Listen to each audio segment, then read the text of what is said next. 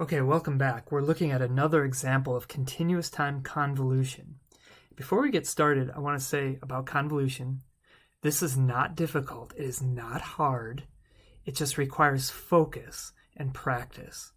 There's nothing difficult here. We are just integrating with respect to one variable. That's basic calculus, single variable calculus, and we're shifting some graphs around and integrating.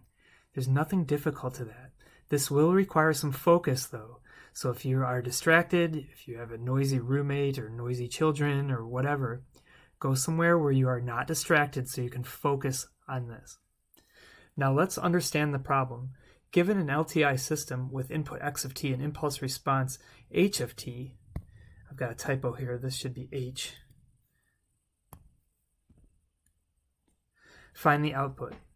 So let's understand we have a system that is known to have the properties of linearity and time invariance.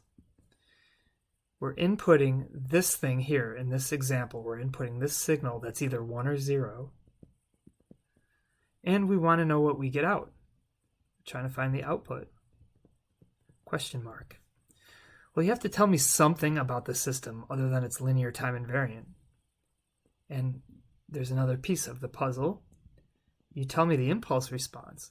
So that is literally the response to an impulse. Meaning if I put an impulse in, I get out this thing that we're calling h. Okay, and we could plot it and we could. It's actually a ramp function. Okay, so now given the response to an impulse, given that it's linear and time invariant system, and given this input, find the output. The output is the convolution of x with h. That's the big result in linear system theory. And here is the mathematical definition of continuous time convolution. Notice here that that tau appears as the independent variable. So this is x of tau, and also appears here with h. So to solve this problem, we are going to plot x versus tau. We're going to take the perspective of tau. So here's the origin. So if I replace all the t's with taus, all right, x of tau is 1 when tau is between 0 and 2. So here's 0 and maybe here's 2. And so we have a height of 1 there. Okay, and it's 0 otherwise. All right, actually, and I goofed a little bit. I'm going to extend this plot. You'll see why when I plot h. I guess it doesn't matter, but I'm going to extend it a little bit. Okay, this is tau. I'm just going to extend it out here. Now, right underneath it, actually, first let me label this is x of tau that I've plotted. Right underneath it, I'm going to try to line them up. I'm going to plot h of minus tau. So I'm going to flip h because the tau appears as minus tau. So first of all, what does h look like? Well, notice it increases linearly with time. So that's a ramp. Okay, it's 0 up until the origin, then it increases linearly, then it drops off back to 0 at 4. So if I were to flip that, here's the origin, trying to line it up. If I were to flip that, then I would have a ramp this way. And here's minus 4. Actually, I'm going to try to draw this to scale. So I'm going to draw this purposefully long, because if this was 2 units, then 4 units should be twice as long. Okay, and then after 4 units, this gets to a height of 4. Okay, so the vertical scale is not correct, but that's okay. What matters here is the horizontal scale, because we're going to be shifting this thing around. Okay, this is h of minus tau. Pause the video if you need, to rethink h of tau and h of minus tau. But this is what you get when you flip h. All right, so now we're going to consider shifting h of minus tau around. And why are we shifting it? Because t appears here, shift by t. So this is not just h of minus tau, this is h of t minus tau. So we're shifting by t. Well, first, notice that when t is less than 0, so when we shift by anything negatively, meaning when we shift to the left, shift this thing to the left, there's going to be no non-zero overlap between x and h. So that is to say that when we do the multiplication of x with h, right, x with h, we'll have 0, and when we integrate 0, we get 0. So that is to say the output is 0. That's part of our answer. Now, suppose I shifted by 0.5.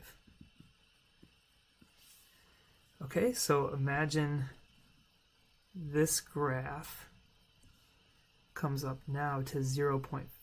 So I'm going to try to draw that in red. Something like this, right? Just give it a little shift of 0.5. And now look at where the region of non-zero overlap is. So I've got, that's the region, right? Because to the right of 0.5, this graph is 0, and to the left of 0, this graph is 0. So the region of non-zero overlap is between 0 and 0.5. I'm going to write that down. Non-zero overlap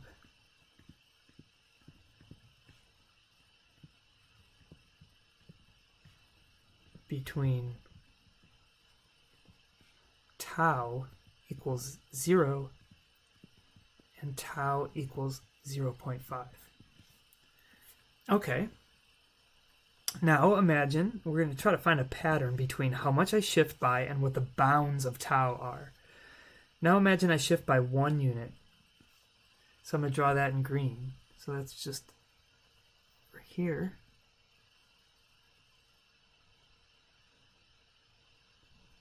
That would bring this to 1, right? So now, I haven't drawn this great, but now the non-zero overlap, hopefully you agree, is between 0 and 1. Right, so I'm going to write that down. Non-zero overlap is between tau equals 0 and tau equals 1. Now, something interesting happens at 2. Let me shift this thing by 2. I'm going to draw that in orange. So at 2, it's kind of like here. Okay, and this actually lines up then, because this point here, this elbow, was originally at 0, and if I shift it by 2, then this should be 2. So now the non-zero overlap is between tau equals 0 and tau equals 2. But now if I shift it more than 2,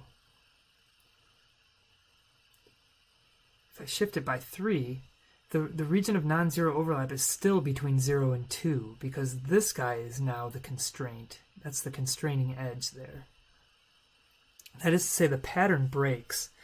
So notice there's a pattern here. Tau goes from 0 always, right? It starts at 0, and it ends at whatever I shifted by, t. Except, if I shift by 3, I'm still going from 0 to 2 because of this guy now, this edge. So I have a paradigm shift at that point at t equals 2. So for between 0 and 2, right, it has to be greater than 0, because less than 0 we agreed that the output was 0. My output is, I'm going to integrate from tau goes from 0 to t of x. Well, x is 1 in this non-zero region, so I'm not even going to draw that, 1. And then in the region of non-zero, h of t minus tau, well, h of t is just t in the non-zero part. So h of t minus tau is simply t minus tau,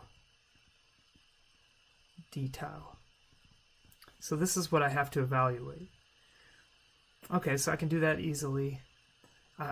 Remember, t is a constant here. I'm integrating with respect to tau. So this becomes t times tau minus 1/2 tau squared from 0 to t. So y of t is, plug in t for tau. So this gives me t squared minus 1/2 t squared. Then plug in 0 for tau, and that just gives me 0. So t squared minus 1/2 t squared, well, that is just 1/2 t squared. So this is the output for this range of time. That's part of our answer. That's just another piece to our answer. Okay, now, suppose we shifted by, let's say, 2.5. I'm gonna clean this graph up a little bit. So I'm just gonna erase it. I'm gonna start fresh.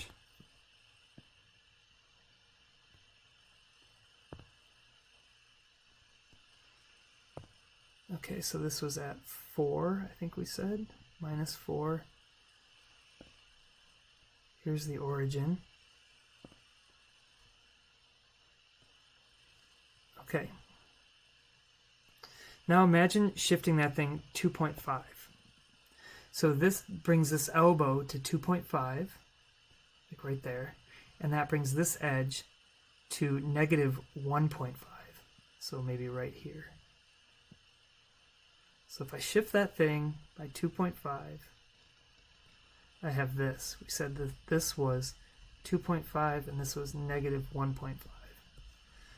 Okay, so where's the region of non-zero overlap? Well, it's just 0 to 2 again, because this x is static. It's not moving.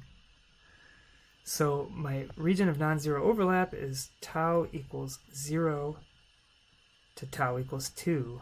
So it seems to be static. It's not dependent on the shift. And even if I were to shift this thing all the way up to t equals 4, at t equals 4, I'll draw this in green, that puts this edge at the origin, right? Because it was at minus 4, I shifted by 4. And then the thing that was, the elbow that was at the origin is now all the way up here at 4. So here's 4. Okay? And so still, the non-zero overlap is between 0 and 2, right? Because after 2, this thing is 0. So that cancels out the green. So I'm still going between tau equals 0 to 2. But notice when I shift by more than 4, the green now, you know, that triangle, is going to be pushed further than 0. And so our non-zero overlap will not start at 0 because the graph will be over here. So I'm going to have a paradigm shift. I'm going to have a break in the pattern. So we'll need to consider a new piece. Okay, but let's do this one. So for this range, so for 2, between 2 and 4, the output is the integral. Tau goes from 0 to 2. And again, I have t minus tau for the same reason that I had t minus tau up here. So I do that integration. Again, that's t times tau minus 1/2 tau squared. But I plug in the bounds, 0 to 2. And this gives me, for tau now, this gives me 2t minus 2. Right? And then when I plug in 0, I get 0. Okay, so this is another piece of our answer. That's the piece for this range of t. So I'm chipping away at this. I'm going to erase this.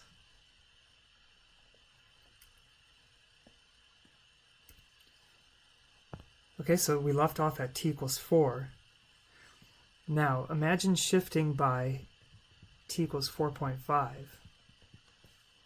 So in orange, I'm going to draw t equals 4.5.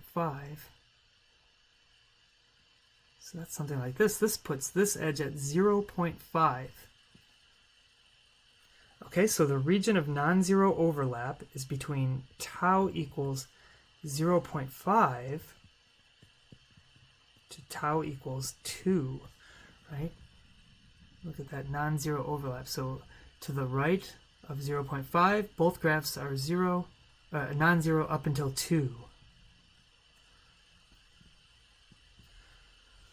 Okay, and if I shift by, let's say, 5, that would put this at 1. So I would integrate from t equals 1 to tau equals 1 to tau equals 2. And it's like that all the way until I shift by 6 units. Shifting by 6 units brings this left edge all the way to 2. And when I shift by more than that, now there's, again, no non-zero overlap. So this is where the pattern breaks. This would go from tau equals 2 to tau equals 2. So what's the pattern here? We're going from, it looks like, tau equals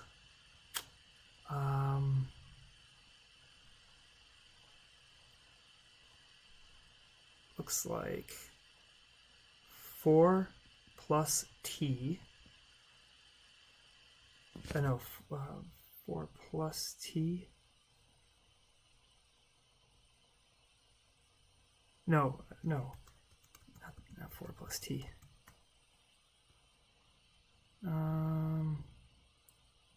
T minus 4 is what we need to tau equals 2. So let's take a look at that, why that is. When t is 4.5, I started at 0.5. So look at, so if I plug in 4.5, 4.5 minus 4 is 0.5. When t was 5, I started at 1. So 5 minus 4 is 1. When t was 6, I started at 2. 6 minus 4 is 2. And then the upper bound just was constant at 2. Okay, so for the range, t between 4 and 6, my output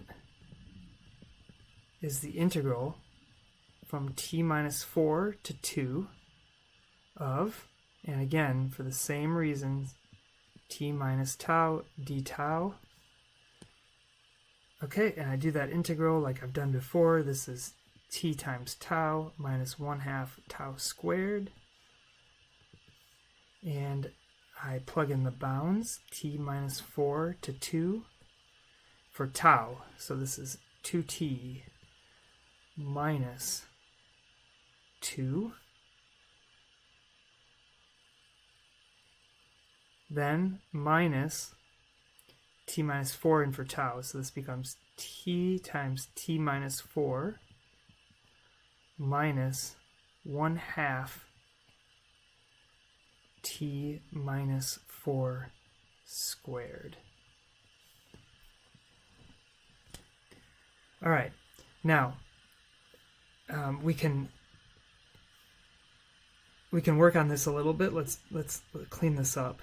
2t minus 2 minus, so this would be t squared minus 4t. This would be minus 1/2 times t squared minus 8t plus 16.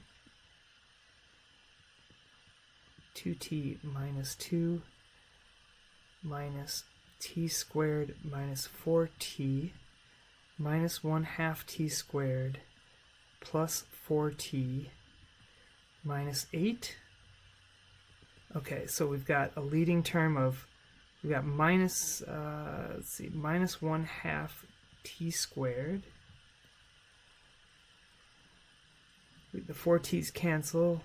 We've got a 2t there, plus 2t. we've got a minus 8, and then that minus makes a plus 8 and a minus 2, so plus 6. Okay, so that's a parabola that opens downward. That's another piece of the puzzle that applies for this range. Now, as we said, if we shift it even more than 6, now there's no non-zero overlap. So this also, this y of t equals 0, that applies for more than 6 as well.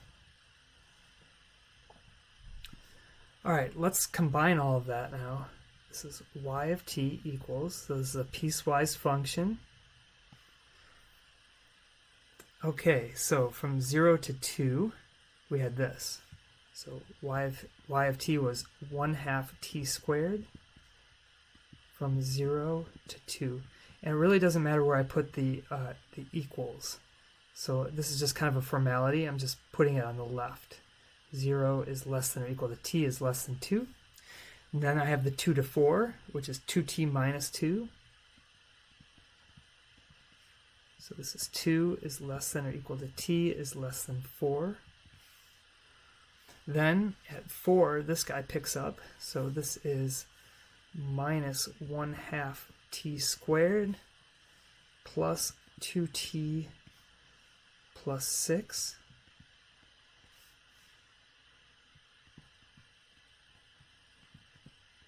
And then 0 else. That's our answer. Okay, and let's plot it.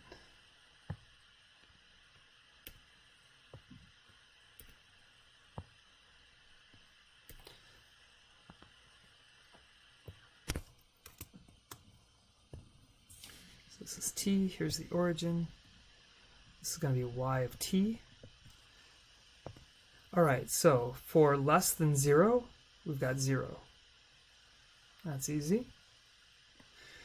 From 0 to 2, let's put 2 right there. We've got a parabola that opens up. So we got something like this.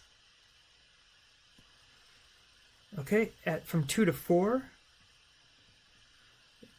we've got a line. So something like this that slopes up. And you'll see that it is continuous. And from 4 to 6, we've got a parabola that opens downward, and at 6 it's 0. So it'll go like this. And then after 6, it's 0 again. Okay, so remember the original question, what do we get out when we put this signal in? This is what we get out.